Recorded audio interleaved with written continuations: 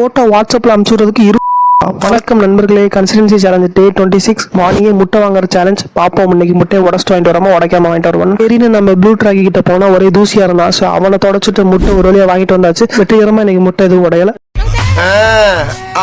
தண்ணியில ஊற வச்சு பாதாம் இருந்துச்சு. பாதாம் இந்த மாதிரி தண்ணியில ஊற வச்சு மார்னிங் சாப்பிட்டா நல்ல ரீல்ஸ்ல பாத்திருக்கேன். அதனால நீங்களும் சாப்பிடுங்க நண்பர்களே. ஒரு எலி கூண்டுக்குள்ள ஒரு சவுண்ட் என்னன்னு பார்த்தா இந்த எலி பைய மாட்டிருந்தான். மார்னிங் எந்த சுட்டி பார்த்தனே பையன் மாட்டாம தான் இருந்தான். இப்ப இந்த எலி பைய மாட்டிட்டான். நான் அவனுக்கு விடுதலை கொடுக்கலான்னு கிளம்பியாச்சு.